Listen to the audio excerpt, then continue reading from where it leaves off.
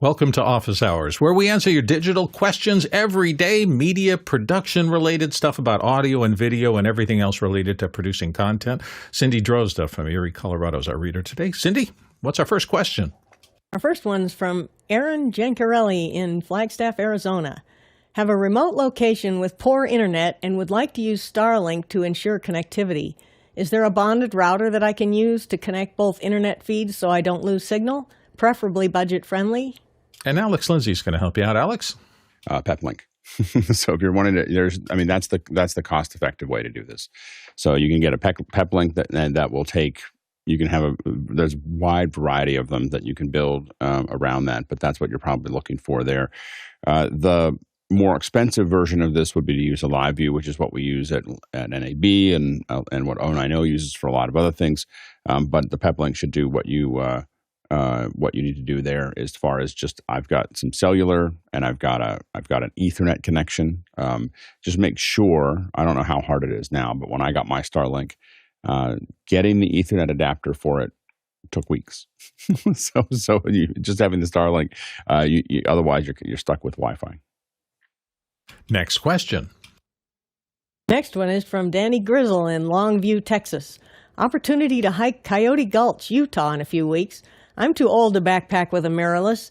Planning to buy an iPhone 16 Pro Max with T-Mobile Starlink for wilderness emergencies.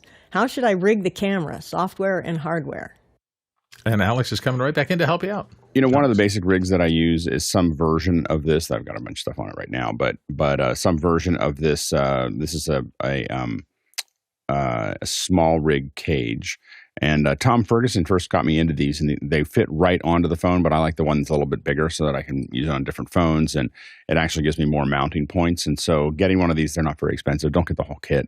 If you get it without the kit, it's like $40 or something like that. And it's just nice to be able to throw it onto your tripod, attach other things to it. Other things to think about are, as you're starting to do that rig, think about whether you want to get an ambisonic sound. If you're in the middle of nowhere, now that I've been doing lots of ambisonic, you can start with something, I don't know if I have it in arm's reach, but something as simple as you can go big and get something like a Mix Pre 6 and a ambisonic, an ambio mic, but you could do something that is just like an HX3 from Zoom. It actually isn't too bad.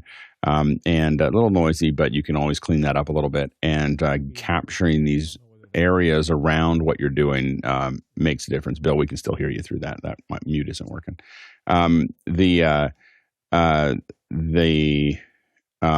those are some of the things to think about as far as that goes. The other thing that I would really strongly consider if I was going on to Coyote Gulch is I would strongly consider getting some kind of stabilizer. Osmo just came out with a new DJI just came out with a new Osmo 7. So that's a pretty big throw there. But also, I just got also the Insta360 version of that, the Flow 2. Being able to do walkthroughs and so on and so forth is really great. The other thing I would think about is the DJI Flip, which CJ showed over the weekend. His dog got it. It was a moment there. If you weren't here for the weekend, but CJ flew it and his dog attacked it really quickly. Hopefully, it's still okay. But you can just, it's this little thing you can kind of put in your backpack and kind of connect it to put it in your backpack and just open it up and it'll do follows of you pushing through and everything else. So those are some things I would do if I was going to go there and cover it. Courtney Gooden. Take a small wrist rocket to defend yourself against the coyotes that are out there. Another thing you might want to take along is, Alex mentioned something about an ambisonic microphone, but that's a lot of gear. If carrying a mirrorless camera is too much for you to carry on your backpack, a lot of those bigger rigs may be even more than that mirrorless camera to carry along if you're planning on just using your phone. But Alex mentioned one of the cheaper Osmo rigs for the Osmo 3 rig for your phone. There's a gimbal, which will give you a steadier shot. Of course, the iPhone 16 Pro has pretty good stabilization in its camera to begin with. So you could just use the camera stabilization. So that's one thing you could use. But I was saying maybe bring along a stereo recorder like a an H4, Zoom H4, something that can record great stereo backgrounds if you find those coyotes howling at night to be they make quite interesting sounds, as well as a lot of the sounds of the desert are interesting to capture. So you might want to capture some sounds, but like an H4, something that you can hold in your hand, runs on a couple of pin-light batteries would be ideal. Jason Beish. It's also worth mentioning that Starlink is very much in beta, and if you sign up for it, that doesn't necessarily mean that you're going to get it. You can't back up your photos, for example, using satellite. That does not work. Alex Lindsay. And just to show what this looks like, this is the Ambio, but you would need some kind of recorder, so that you would need a mix pre-6, and it would start getting to the weight that Courtney was talking about with a SLR. This little guy here is almost no weight. This is the H3 VR, or I think it's H3 VR. Yeah, H3 VR from Zoom, and it is pretty compact. I have to admit, after doing the records that I've done with this mic and with this other mic here, I don't think I would go into the wilderness to capture, thinking I was going to capture anything without capturing some ambisonic. The only other thing I would say is the other thing that I like to take with me often to those kinds of things are, if you're looking for another little camera, this is a Theta. There's a lot of Thetas here. Capturing whole panoramas with one click is kind of addicting. And then if you this will shoot video as well, so you can do a couple different things there. The video is not as high resolution. The new ones have very high resolution video. This one doesn't do that, but it takes really big stills, 6K stills, which is kind of nice. Let's go to our next question. This one's from me, Cindy Drozda. I want to offer videos for rent and need a platform that will handle hosting the video and managing the customer payments, rental period, and access. I'm currently using Vimeo. Any other options? Alex? Cindy, I have a question for you, which is what don't you like about Vimeo? I know the only reason I ask that is because the knee-jerk reaction to anytime someone asks a question like what you just asked is Vimeo. Vimeo is the kind of the industry leader for that. But what is it that you're trying to move away from? Well, number one, it's nice to have options. Yep. But mainly, they don't allow me any contact with or any knowledge of who purchased my videos, so that I could interact with them, provide them with support documents or any of that kind of stuff. And I would like that. I would offer an alternative to that, which is that you use your video. There's kind of a funnel that I would start to think about, and Liberty's better at this than I am. But if you think about this, of let's say YouTube up here, which is all free, and then Vimeo, but then Vimeo here. But then what you want is something like Discord or something like that is going to tell people that, hey, there's another place for you to go to discuss things with me. Like, I'm there. And this is it for music artists right now. Discord is the thing. For gamers, it's the thing. For YouTubers, it's the thing. So what they're using Discord for now, we were a little ahead of the curve when we got into this, but we see Discord everywhere when it comes to building a community around what you're around your content. It doesn't mean you're going to get to every single person that buys something from you. But if you, in your videos, you're saying, hey, and this is how I, and this can be done by also providing different videos that are more complete or additional videos that are part of this that you only get if you go to another place. So when I was on Tech TV, I've told the story before, but when I was on Tech TV, I only had 3.5 minutes of real content time. So I had a 7-minute hit. There's going to be an intro and extra. There's going to be Leo talking to me. So I had 3.5 minutes. And what I did was build a 20-minute thing, right? So I built a 20-minute video with step-by-step on how to do it. That was all done in a PDF. That was not something that I could show on Tech TV. So on Tech TV, I did the 3.5-minute, shake and bake version of it that looked really good. It was really impressive. And at the end, I would go, hey, by the way, there's no way we can do this in 3.5 minutes. So if you want to see the whole thing, I did build a bigger video for you with a PDF. You can walk through it. I generated 1,000 emails a week, from that, like just of people. And I built this huge mailing list that then basically underwrote, that mailing list paid for everything for DV Garage and Pixel Core for a decade, but the first step was I gave something of real value to part of that. And people are buying something, but you could say, oh, there's an extra, or the PDFs, the follow-ups, those are all available in Discord. If you want to go to Discord, here's your code, that kind of thing. And that can be something that you're constantly driving people towards. It doesn't matter if the other people don't go, because they weren't going to, what you're attracting are the people that are the most interested in what you're doing.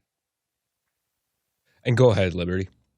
So I had a couple questions. First, 1,000% with what Alex said. I was just question for you.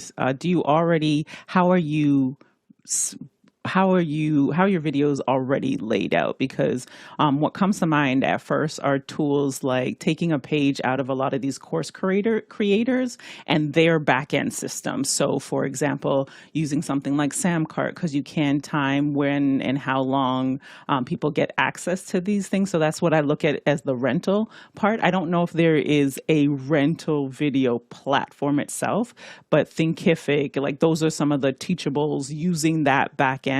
But to Alex's point, so once you've got that together, that community, you cannot run a business in this day and age without building community. And so by being able to offer those things, offer bonuses, use the funnel as Alex shared, because you've already got traction from what you've been doing for all of these years, that just that piece of that back end and that community, so that you'll be able to funnel them. And ultimately your goal is to convert them. So I was just curious of like, how are your videos hosted or displayed right now? And Cindy? Yeah, I'm using Vimeo now, and as I understand it, and maybe I have more to learn, it seems like I am not able to put links anywhere except embedded in the video. And so I have to go through all these support documents I want them to have, and or my website, and or I do have a Discord server for that community. It has to all be in the video, and putting links in a video, well, a little awkward. And if the link ever changes, if I get a new website host or I redo the site, then years from now, it's still there in that same video. So I guess I don't see Vimeo as being something where I can communicate with them very well. So the problem you're trying to solve is what? The accessibility for your audience to get those links, or because you said you want to rent your video. So if you give a little more clarity, that might help to like really nail in your solution. By rent, I mean I want them to pay for access to the videos. Okay, yeah. So those tools that I shared with you before will help you with it. That link thing might be another another issue. Yeah. Well, I'll work on it. Thank you. So one thing to think about there is QR codes are your friend, and vanity URLs is what you want. So if you look at like what we do here, askofficehours.global, you'll see me use these all the time, and I'll build a QR code, and I'll build it costs anywhere from $7 to $30 to build your own URL that is that thing, right? Now it's not direct to anything. You can redirect it. You can have it be what you can re-establish what that link means. You put up a QR code so people don't have to type, but you keep it really, really short so that, when I say askofficehours.global, you immediately, you don't have to use the QR code or remember some long string. I have many because every project I work on, I build a URL for it. And the great thing about URLs now is we're not limited to .com and .net. There are hundreds of them. There's .shop, there's .whatever.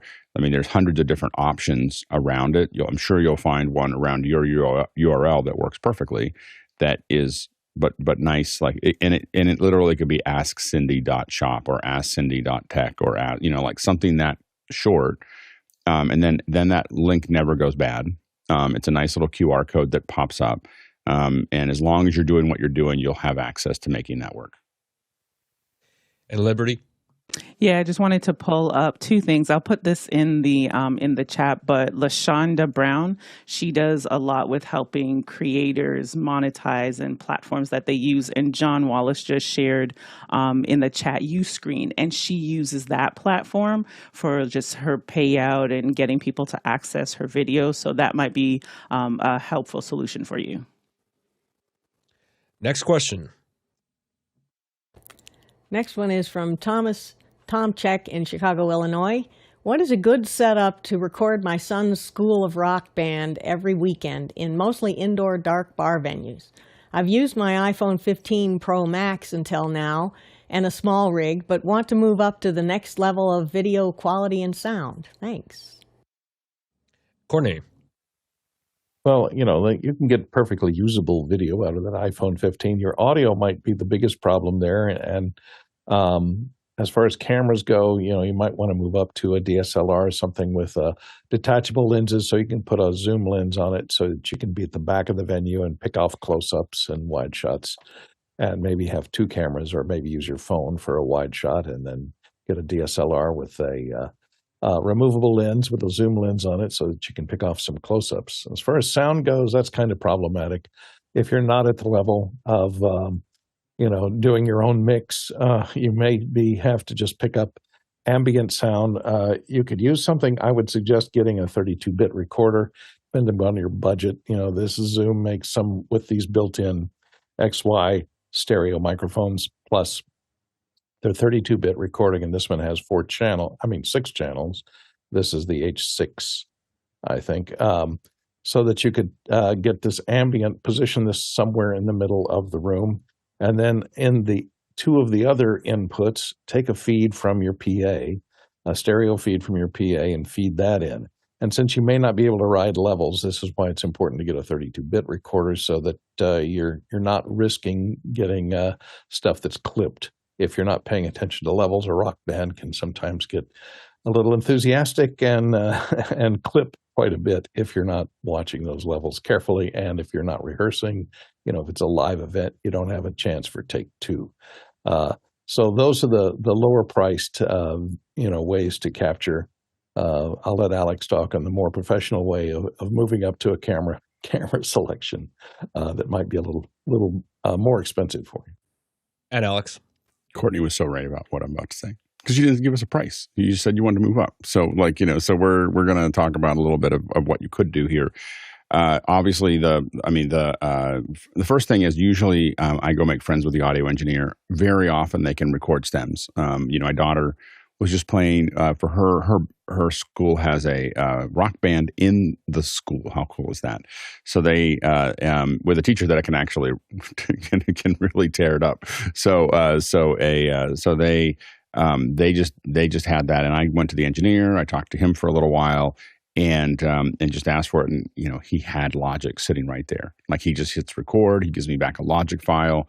We're all done of all the stuff, and he didn't care. So it's not as uncommon as you'd think to ask for something like that. At minimum, a lot of times they'll give you an aux out that is 2 aux outs for stereo, and you've got something that you can record to. But bringing a little recorder, like a little Zoom recorder or something like that you can just plug into just make sure that you get the line and mic right. There was, that's the one thing that you can oftentimes get wrong on those outputs. As far as cameras go, you will get more light with some of the larger sensors. So one of the things that you could think about is something like this Sony. This is the FX6. There's an FX3 that also works. You are going to get better low light if you really want to go crazy. The next step up from there is the ME200 from Canon and the ME20. From Canon. Those are $5,000 and $20,000 respectively. What they do is they give you a 1080p sensor that is either Super 35 or full frame. And I believe, I don't remember where, I don't know if it says the spec here, but the ME, if I look at the specifications here, let's see here, I'd have to look at it here. Oh, yeah, the ME20 goes up to 4.56 million ISO. And we've had issues where we see things that the people in the room can't see with that camera. So you're able to get, at that point, you have any scale. The other thing to think about is you don't have to buy any of this stuff. You can rent it. So, if it's every week. But the one thing that I would think about is oftentimes I rent things before I buy them. So I'm going to rent them for a week, and I'm going to try them out, see if this works for me, send it back, whatever, and get a sense of whether you like it or not before you start buying it. Like the Sony, I don't think is very expensive to rent. So you could rent it for a couple $100, see if it makes sense for you. I know that I can tell you that the ME20 costs $1,400 and it requires a bunch of insurance to rent it from Lens Rentals. Not that I've tried. Anyway, so those are some options there. One thing that you're going to find is more of a challenge than low light. As soon as you solve the low light problem, what you're going to find is the challenge is dynamic range. So there's parts of the stage are going to be very dark and parts are going to be very bright.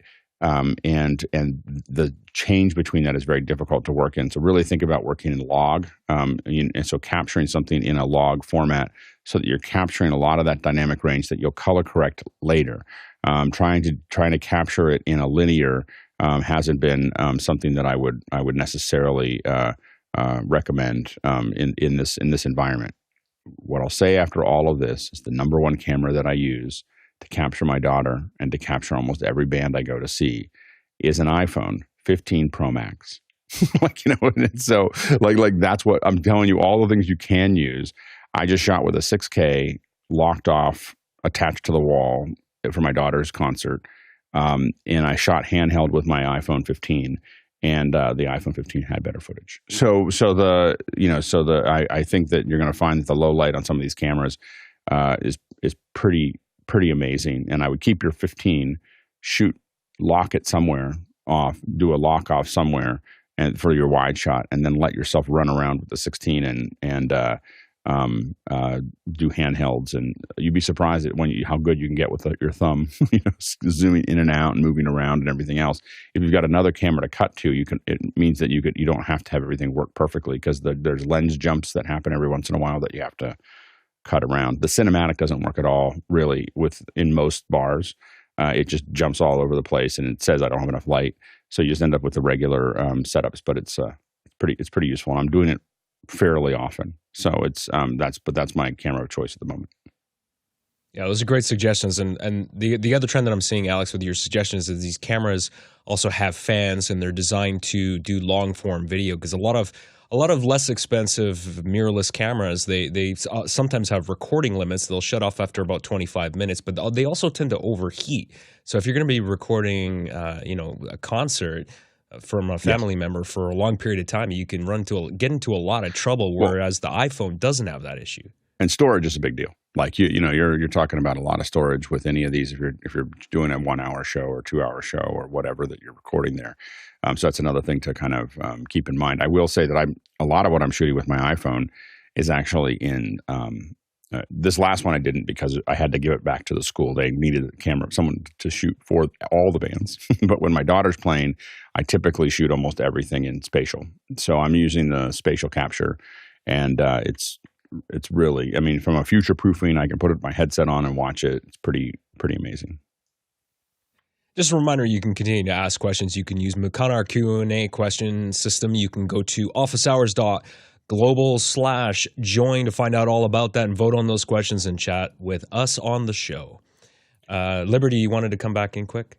Yeah, just a quick question. So, Alex, what's your offloading your videos? Because if you're constantly that's now your camera, what does that process look like for you?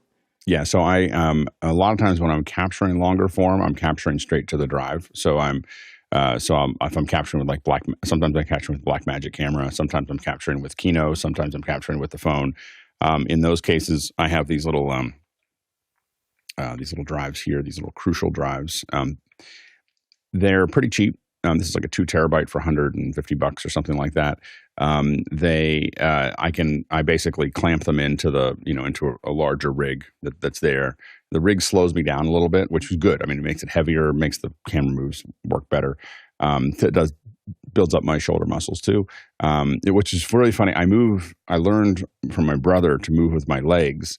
And it took me a couple concerts to realize that I was getting really sore the next couple days. Like I realized because I'm used to moving my hips and not my arms. You want to move the biggest center of mass first all the time when you're doing camera moves. And I didn't realize how much work my legs were doing. So sometimes I'll record directly to these. Otherwise, I'm pretty regularly pulling, for the stuff there, for the stuff that's not not family. then I'm transferring those typically to, I have a couple drives that I have here that are kind of I have a primary and a backup, and I'm transferring them over to there and putting them in a folder. And then when I need to give them to somebody else to download, I'm putting them in Frame.io. And that drive is connecting to your phone too? No. I pull it off of photos. Okay, gotcha. So I pull it off of photo. I pull it out of photos. I will admit that if I'm recording, for somebody else, I try to use the Blackmagic camera, which I don't find it quite as smooth for like zooming in and out and everything else. But I tend to use the Blackmagic camera because I can push it to an external drive, and every time I hit record, it just ends up on that drive. It never ends up in photos. Right. So that's one of the advantages of the Blackmagic, one of the many advantages of the Blackmagic camera. Again, I don't find the interface quite as smooth as the way that the Apple one works. So when I'm shooting personal stuff, and that stuff has never left, it just stays on my phone. But my phone's got a terabyte and it's not full at all. So but when I'm shooting for somebody else or I'm shooting for something that's serious, I'm typically capturing to an external drive, and that external drive is directly attached. It never touches my phone. It just goes straight into that drive.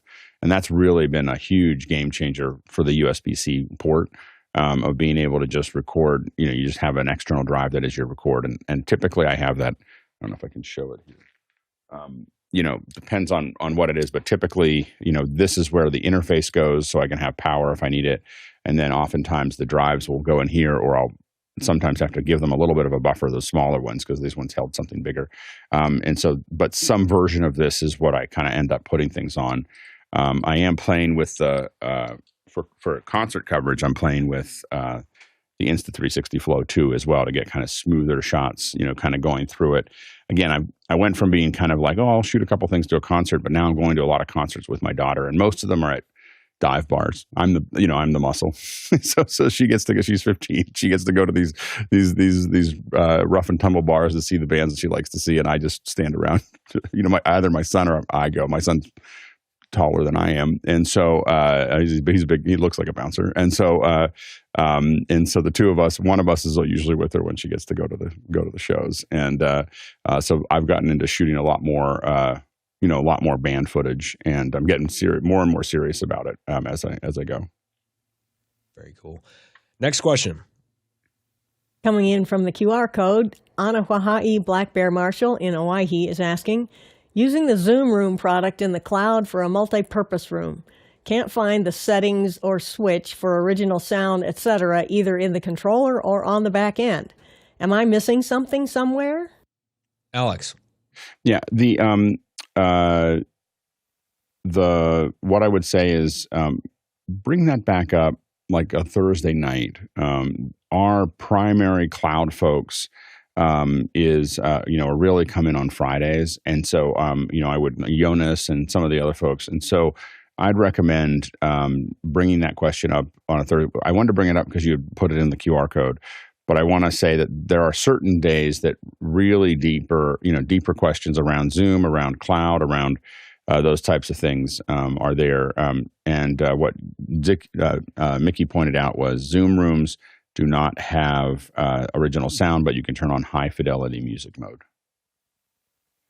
Next question. Liberty White in Atlanta, Georgia, and here on the panel today. In your opinion, what makes an engaging and successful live stream fundraiser for a nonprofit? What are the must-have ingredients? Alex? Yeah, so the ones that I've worked on a couple of them over the last 10 years for live streams. We've worked on maybe, 10 or 15 of them. And the ones that did well were ones that didn't have an audience. So that's the first thing I'll say, is that the ones that had the audience, we saw almost no movement online. Like the audience was there. Folks in the room gave money. Folks outside watched. There was a couple of whales that came in and put a bunch of money in from the online thing, but it was very, very few. So there wasn't like a lot of movement. We didn't see a lot of ground movement there online. The ones that did well were ones that we worked on that were very long. So I don't know why that's connected to it. It shouldn't be. But almost all of these were like telethon. Almost every one of these that raised, and we had some that raised like $250,000, $500,000 on an online, for an online system.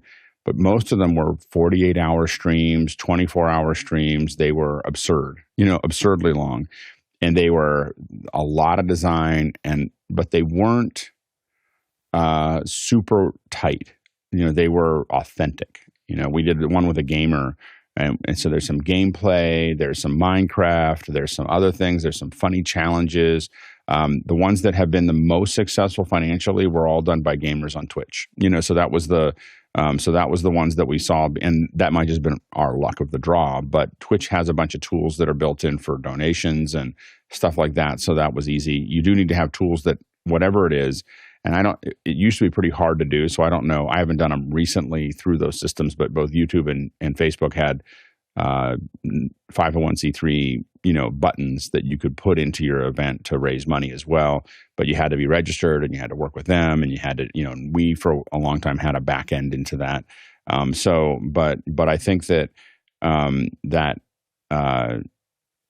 authentic, we're having fun, lots of audience interaction with the online audience. Hey, thanks to, it was thanks to Truck 150 and, we really appreciate and then the other thing that made a difference was there's a lot of visual feedback of people who were putting money in. So big donors or even little donors seeing their names pop up and the money that they gave, or, these stars of things and, whatever that was, those things definitely impacted it or felt like they were impacting that.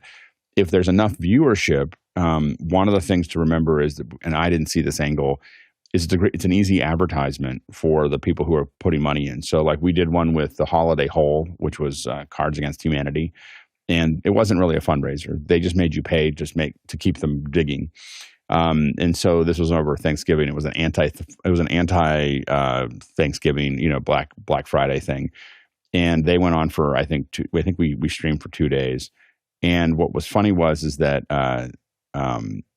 we realized people were throwing $1,000 in because there's tens of thousands of people watching, and they realized that their business name would just sit at the top of the list for a while, and people would go, who's that? And they would link to go check out their website, who gave the money, and so there's a bunch of different things that we saw kind of as an interaction there, but ones that were longer, ones that showed feedback, ones that were authentic, ones that, and again, the ones that were the most successful were usually somehow tangentially connected to games. Liberty? Yeah, thank you. Thank you for pointing out the length one, because most of the ones that we've done have been like in the 90-minute, probably pushing maybe 2-3 hours, but I've seen some data on those marathon ones. So thank you for highlighting that.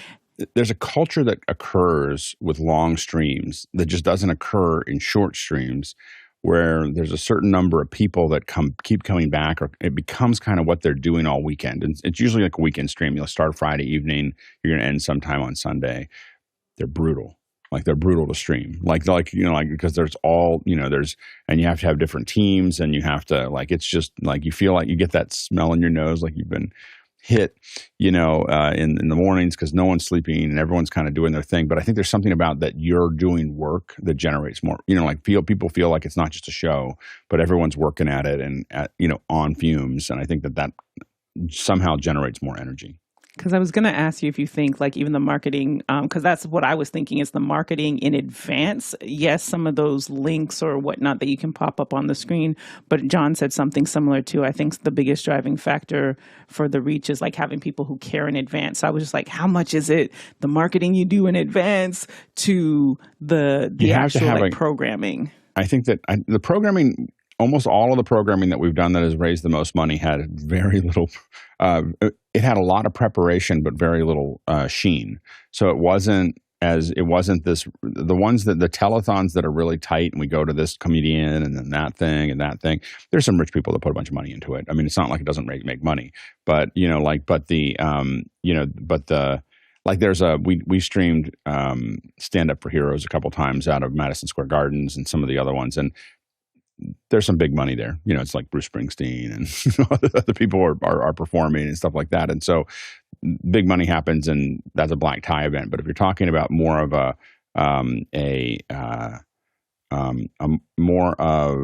grassroots kind of thing, all of them had relatively large followings that were committed to that brand or that person. when they did those.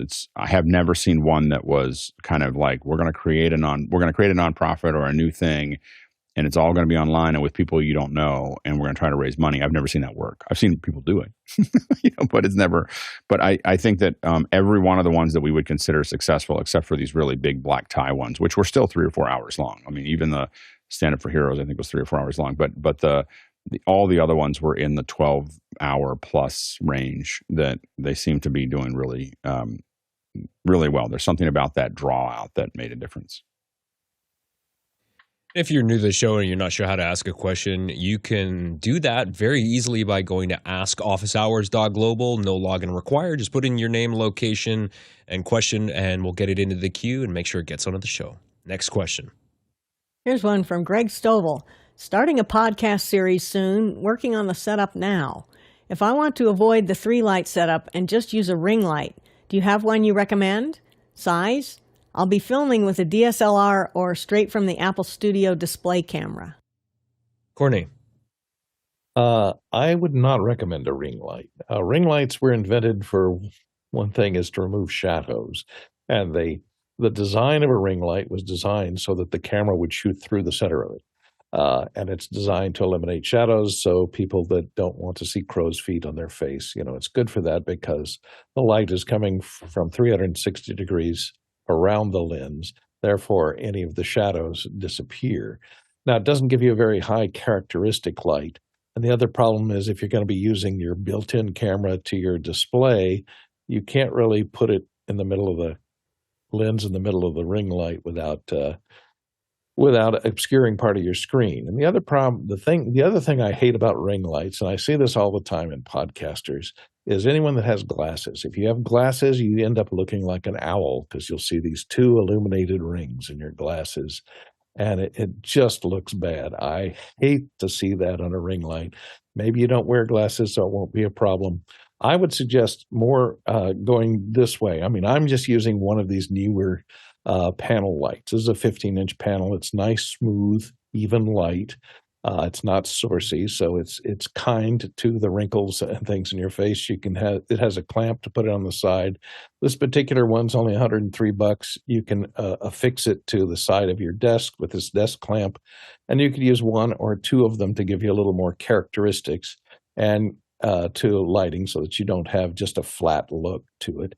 And it has a Stream Deck interface. Also, it has a app that runs on iOS, and I don't know, see if I'm just trying to find it here.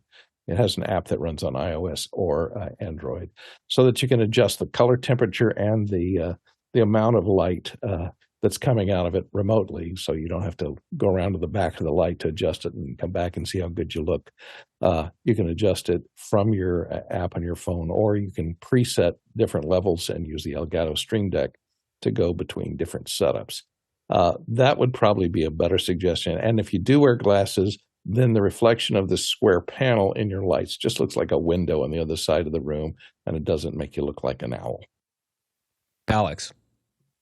Yeah, I'm not a big fan of ring lights either. It's the seeing the ring light in someone's eye just is like, so if you can avoid that, that's great. But that takes a lot of work to avoid that from the ring light. You're using it by the time you use a ring light, you're kind of using it like a regular light, because if you put it where it was designed, you end up with those little rings that I don't think are great to look at anymore. And I think that they were a fashion for a little while, and then they dropped out of fashion. We very rarely see that look anymore.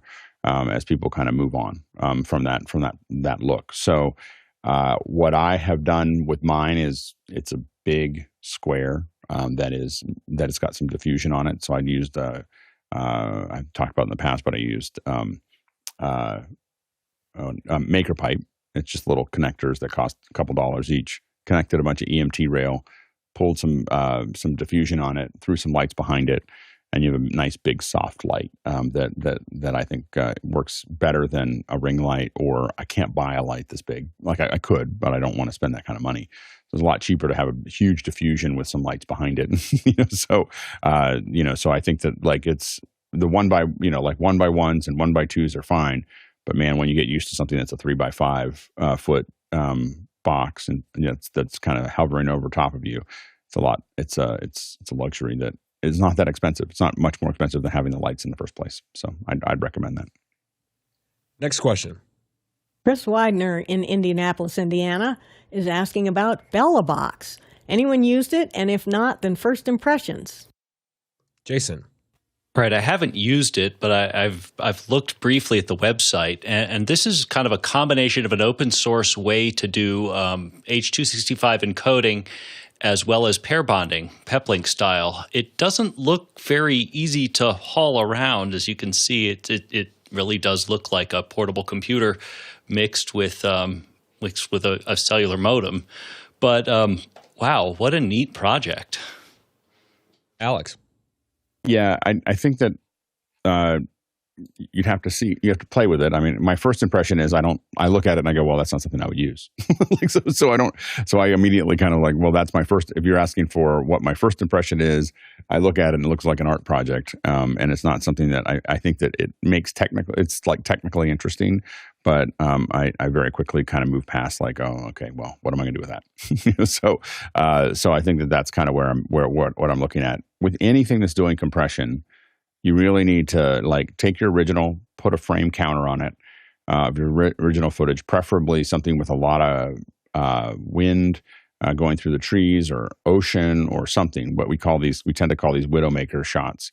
And you take a 10-minute looping video of that. You put a frame counter on it, and you play it through your compression.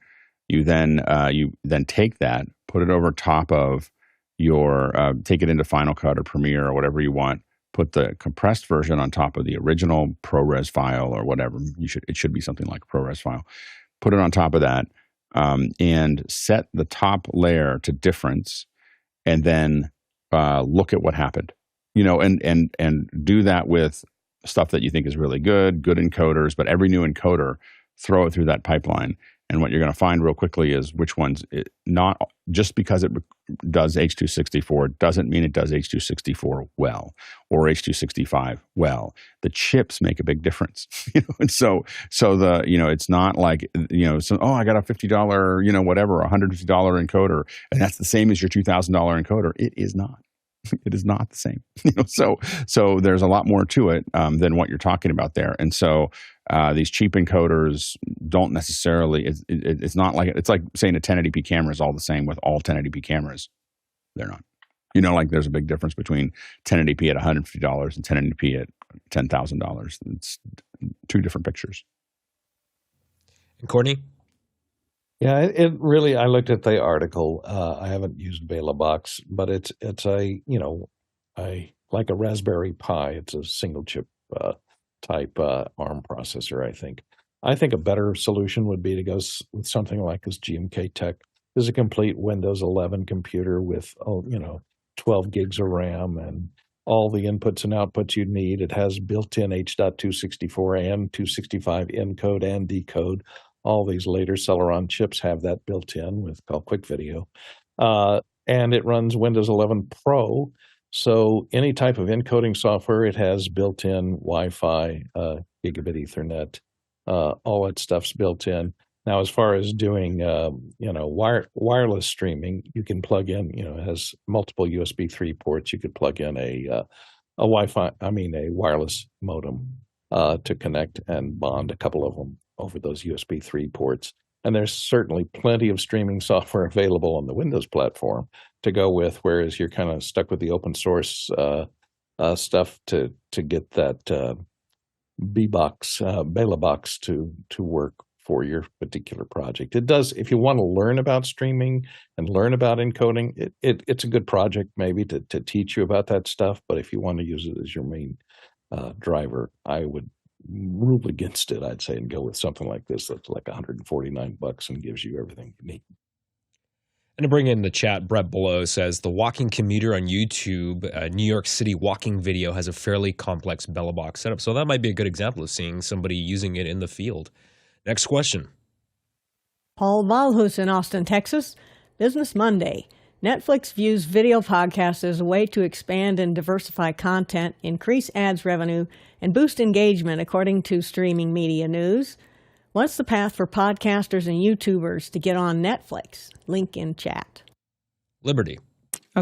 Okay, so if you're in chat, you have to go read that article. It is jam-packed with gems, and this is one of the reasons I miss y'all so much geeking out over this. What does YouTube do well? They do search, data, and community. So this is Netflix looking at, okay, we want to expand. We've got to diversify, especially in this economy, diversify our portfolio. So when you ask what's the path for podcasters and YouTubers, that when the kind of shows that Netflix has experimented, you either have to have like a really great concept, but if I'm a YouTuber who has got it down to a science that I've got a great community, great content, and maybe not Netflix numbers yet, I would look for potentially an A-lister, B-list, or someone that I could bring value to and say, hey, let's collaborate on this. And I would reach for the stars and pitch Netflix on a concept, on an idea, because what they're looking at, again, the article is great because it has some data in there saying, they're going after Gen Z. So 89% of them, that 31% of YouTube's video content was watched by that demographic. That's 400 million hours of podcast content. So if I were on on YouTube consistently, I would be looking at a way to either bring my content, my channel. I perceive, or my guess is that what Netflix is probably going to do is look for those, 5 year ago type of Mr. Beast people out there and come up with some kind of series. So I'd shoot my shot if I were you. Alex. Here's the problem for Netflix is that what Netflix is going to do is exactly what Liberty said, which is they're going to go after people who are doing really well on YouTube. They may or may not have they probably bid on Mr. Beast's show that ended up in Amazon and so on and so forth. They missed that boat, probably because Amazon probably gave a lot more flexibility to Mr. Beast to do whatever he wants to do. Netflix has a way of doing things. And so the challenge that they have is that where they're going to go to find people is YouTube. Problem with that means that everybody who wants to get signed by Netflix will try to build up a follower on YouTube. Because that's how they're going to get Netflix's attention. And so what you're doing is this is the challenge that big companies have. Is they're going to go, I don't want to experiment. I want to have people, because the thing is, all those experiments are going to fail. They have to go, I see a gem and I'm going to go after it. And they have to take it on as the problem for Netflix is they have to take it on like a VC. I'm going to do 10 shows and 9 of them are going to fail. They have to go after that, but it's very hard for your brand to do that. Is to go after 9, start funding shows of people who were not on YouTube, because they have to go after people who they see they go to a great bartender and say, let's do a movie, let's do a show on whatever. They go to a great cook who they think has some, whatever, and they have to go through basically A&R, right? They have to start developing the talent. They have to try to figure them out, and then they have to put them out where no one saw them before. And now they're on Netflix, and they have to create challenges and other things to do that. It's a very expensive thing to do. It's not as cheap as just hiring someone to do a podcast, which is actually pretty cheap, other than the above the line. Below the line is very cheap compared to, I think Netflix, the last number I heard was paying $75,000 a minute. It's probably more now, but $75,000 to $100,000 a minute is what they're paying for the shows that you watch. Apple pays, to put it in perspective, $250,000 a minute to do what they do. But if you look at this pyramid that Netflix builds, they want to buy this. This is what Spotify did too, right? They just go and get the Joe Rogans, get the whatever. So go after those video podcasts. The problem is that who does this belong to? YouTube. So YouTube is, everybody can put it up there, and everyone's trying to get to here. So what they're actually doing is they're creating more draw for YouTube, for talent. More talent goes into YouTube, more talent gets focused in YouTube, so that they can get to Netflix. And so they're building their competition, because I'm sure that what they can see is that the vast majority of folks under 30 are watching, or under 25 or whatever, are watching YouTube. It is. YouTube owns that space, and so the Netflix is going after that. But I think that the problem they're going to have is that they're going to energize the very thing that they're worried about in the future, which is that no one's going to be watching any of their shows. And the other side of that is that, they are the biggest game in town, and they're right to be, constantly hungry. But on one side, they have Apple spending crazy money, and on the other side, they have YouTube that is just eating up this huge area. They can't. It's very hard to stay on the top of the mountain for a long time, and those are the two things I think they're fighting off, because none of their content is really high quality. They're doing a lot of good stuff in live, but they're not competing with Apple anymore from a writer production quality perspective as much as they used to. If you're enjoying this show and you like what you see, there are several ways you can contribute to the show. You can like and subscribe. You can share the show with a friend. Of course, you can also donate by going to officehours.global/donate as well. There's also other shows on the network as well. There's Extra Hours at 6 p.m. Pacific, and of course, the Rundown on Thursdays at the same time. Next question. From Jeff Veely in Henderson, Texas. We previously discussed my MacStudio not seeing my RodeCaster Duo. Per Alex's question, it's plugged into a port on the back. Any ideas how to fix this? Alex? Yeah, I think I can't. What I can't remember, Jeff, and I apologize when the questions come in pieces. I don't remember what operating system you were running. So let us know. I mean, we definitely have had a lot of trouble with Sequoia in that area. Jason?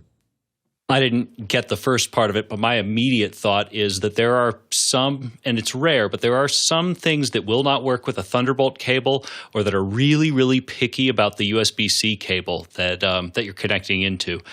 I would get a bunch of cables, and you can return them on Amazon, but I would start by really swapping out the cables. Also, the order sometimes matters. Plugging them upside down will matter on cheaper interfaces. Yeah, I mean, you should definitely be using the supplied USB-C cable that came with it, so that maybe that's the problem, that was lost and used a different cable. Courtney? Yeah, there are. It can be confusing on the RodeCasters, and try and run Rode Central on your Mac to see if it sees it. It can run without it and just show up as a USB audio source. Also, there's three USB-C inputs on the back of the RodeCaster Duo.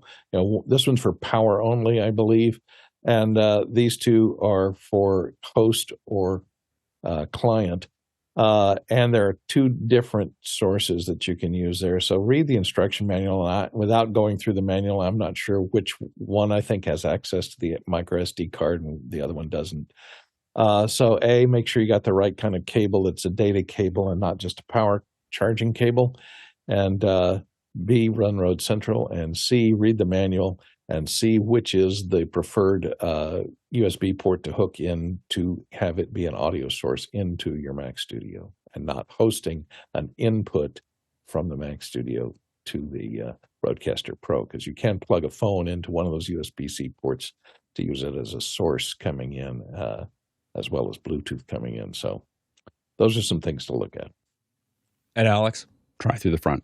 Plug it into the front on your MacStudio. It's USB-C, not Thunderbolt on the front, and try that.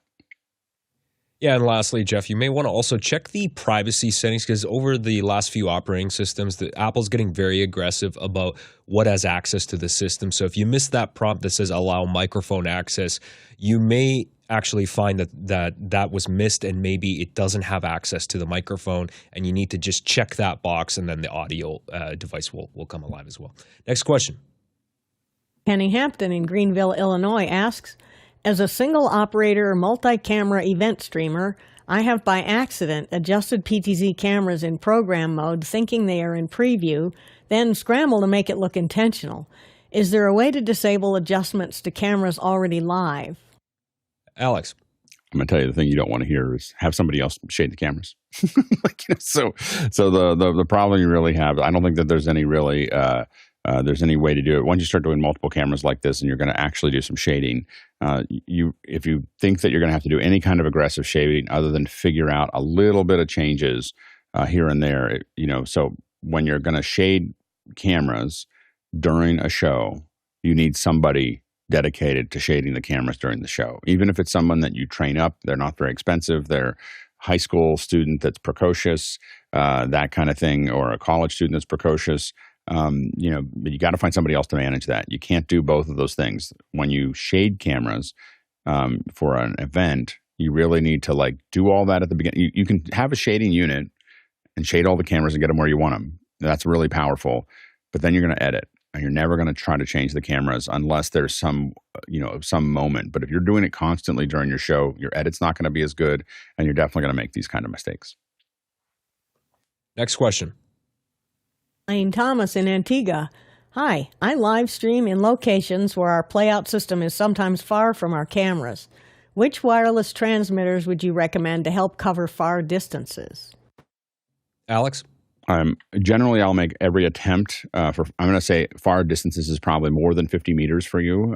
If it's not, I don't consider 50 meters to be or less to be far distances. Less than 50 meters, I'm going to use SDI. More than 50 meters, I try to use fiber. So rolls of fiber. It's a big investment at the beginning, and man, does it take out a lot of the trouble that you have later. From there, the ones that we've seen for price and performance, I mean, there's a lot of range, so there's the Teradek Rangers. There are, there's a lot of other things that you can, there's, a wide range of stuff. For the kind of there's Hollyland, which has got more latency and really needs point to point and can't go that far. The DJI, we're using the DJI transmitters on a project right now.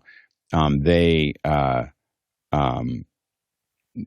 kind of are unnatural as far as how far they're going without any kind of breakup. And it's because they've spent so much time figuring out how to do it with drones.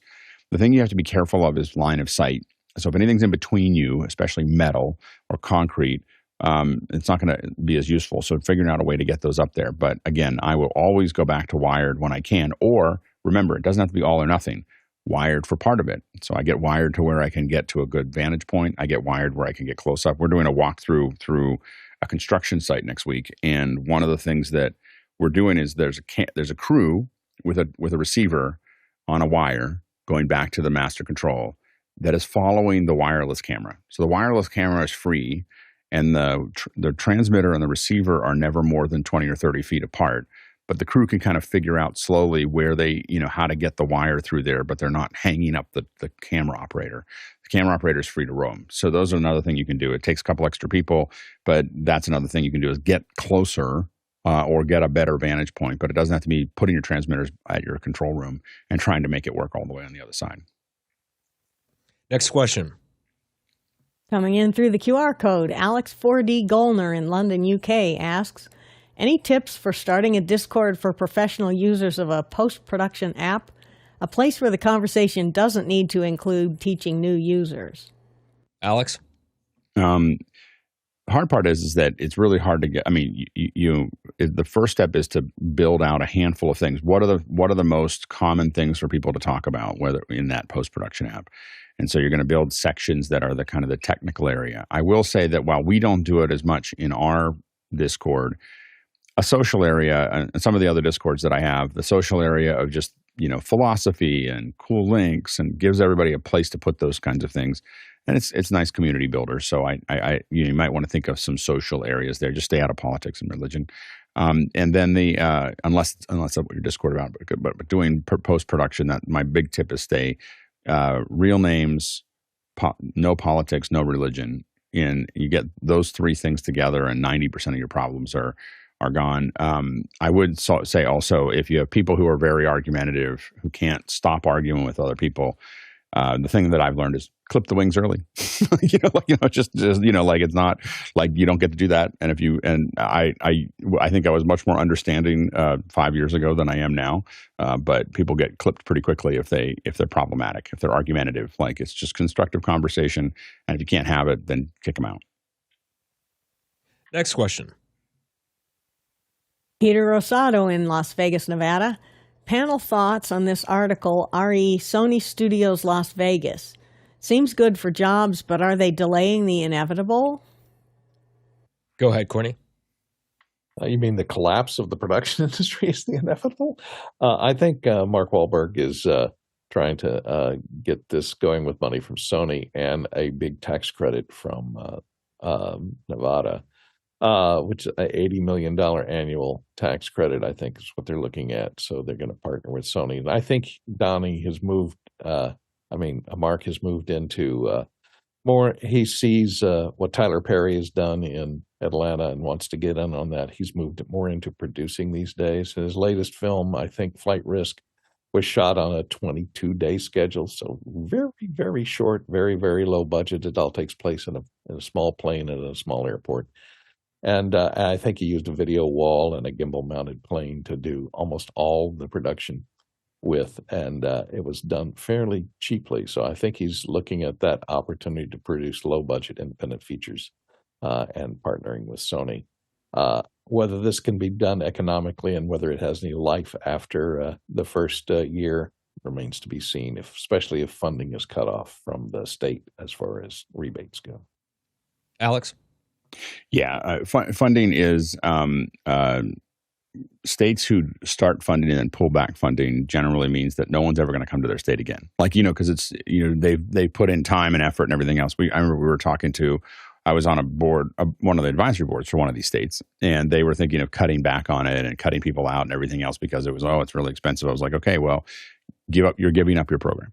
like just so you know, like if you cut it back 10%, if you show any movement around this, the producers are just going to move on to another state. So once you're in, you're in.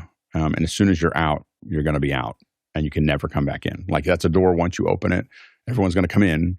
And as soon as you show that you might close the door, they won't, because they have to commit 3 years from now or 5 years from now, and they'll just stop committing to you. There's plenty of other places to go. So that's the challenge that Nevada has. The advantage of obviously Nevada has is no taxes. So there's a lot of opportunities there. There's, it's an easier labor market. The problem that any folks have when they start building these up in other states is they don't have capacity. So training, organization, process, all that stuff has to be added to the state where they have to build. It's not the getting the actors and the directors there. It's the grips and the electrical and, all that other stuff. You need hundreds of those people to be able to actually produce something at a studio. And so that now the advantage that Las Vegas has is that it's a couple hours from LA, and right now LA is a ghost town, from my friends, at least from my friends, they're having a hard time finding work in LA. So there's a lot of people that are probably willing to drive to Vegas to, for work. So I think that's it. I think that, I don't think it's delaying the inevitable. I think there's lots of production. I think that feature production has probably got maybe 10 years left. Because the streamers don't see any value in it, so and they're not, you look at the new Captain America is probably going to end up, just barely breaking even at best, and so the thing is as these big headliners aren't able to really churn in theaters and the streamers don't want them, feature development is probably going down, but series development is going to probably continue to expand, across those areas. Thanks to all the panelists for being here today and answering these questions, bringing your unique perspective and technical expertise. And, of course, to you, the producers, because we wouldn't have a show without you if you didn't put these questions in. Of course, if we didn't answer your question on the show, we'll get it back into the queue if it came in from the QR code, or you may find it in your notes section automatically, and you can repost those another day through Mukana, our Q&A system. And of course, to the incredible back-end crew that wakes up 7 days a week. It takes a small village to put this show together. There's so many moving parts. We appreciate all the work that you do. If we were to have traveled around the world to answer these questions according to the Telelock Traversal, it would have been 18,000 miles. That's 28,000 kilometers and 139 million bananas for scale. All right, let's jump into After Hours. See ya. Vegas has a lot of LED wall engineers hanging out. Yeah, I was about to say. Yeah, they do. If you're looking World for LEDs, headquarters. Yeah, if you're looking for LED walls, you are set. Yeah.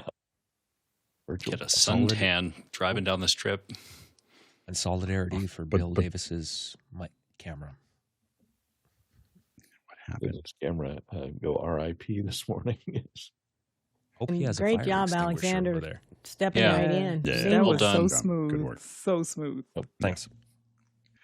what am I? It's good to see you, Liberty. Yeah, welcome back, Liberty. Oh, Yeah, we hope popping to in see and you out. more. Yeah, Awesome. Well, we can't. Hope to see you again soon. Yeah, thanks, y'all. It was fun. Yeah, absolutely. Come back soon. All right, see you. Bye, y'all. See ya.